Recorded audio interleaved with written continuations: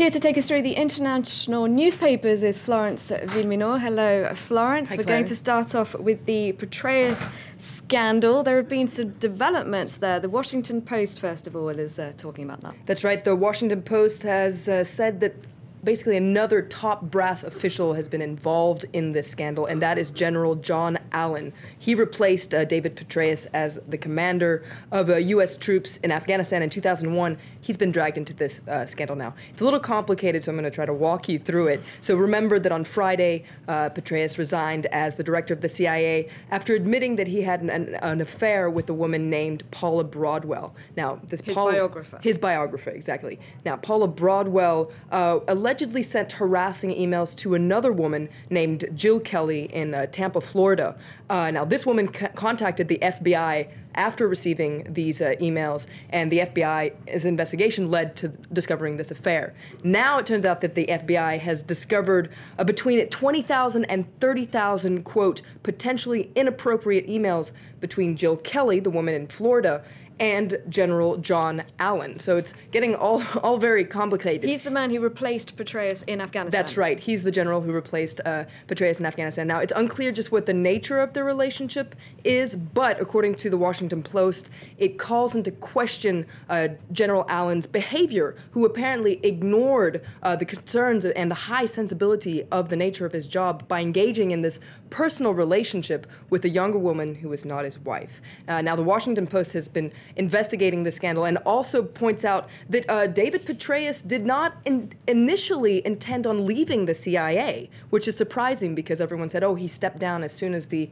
affair came out. But it turns out that he was hoping that the affair would stay secret and that he could keep his job as the director of the CIA. So there's another interesting article in the Washington Post today that gives more of a detailed account, a more detailed timeline, interesting details. For instance, the fact that Petraeus and Broadwell, so the woman he was having an affair with, they tried to conceal their relationship and their emails that they were sending, their communication, because they actually weren't sending emails back and forth. What they had was a joint account that they would write emails and put it in a draft box, and that's how they would be in communication. But that's a technique that's also used by terrorists. So that's why the FBI was really curious about this and hoped that they could investigate further.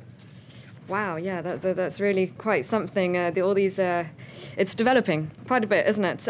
Now, this came to light just a few days after Barack Obama was re-elected, and obviously this is now having an effect on his second term, his planning when it comes to military and intelligence. That's right. According to the International Herald Tribune, it couldn't actually come at a worse time, Petraeus' resignation, that is, because there's several crises that appear headed for climax. First of all, there's an ongoing investigation into the death of the U.S. ambassador in Benghazi in Libya. On top of that, it appears that we're at a crucial moment in the covert war against Iran. Now, on top of that, the administration is considering a more active role in Syria. And according to this article in the International Herald Tribune, Petraeus provided Obama with not only experience and contacts, but also political cover, because he was seen by Republicans as being a hero in Iraq and Afghanistan. So he gave Obama a lot of cover. And according to a U.S. official, he's critical to everything that's on the table right now. So whoever replaces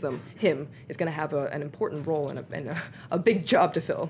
Okay, and another story making a lot of headlines today, these tensions rising between Syria and Israel. That's right. Now, Monday, Israel fired into Syria for a second straight day in response to errant mortar fire. Here's a photo on the cover of the International Herald Tribune. This is actually not an Israeli rocket. It's a Syrian army rocket, but that landed right next to the border. And this is a very impressive photo that's on the cover of a lot of papers today. So these rising tensions are getting a lot of attention in the Israeli press as well. For instance, if you look at Yediot Aharonot, they say that the Syrian civil war is edging closer to Israel, so it's getting a lot of attention today in the Israeli press. Okay, that's all we've got time for. Thank you very much, Florence, for taking us through some of the international press.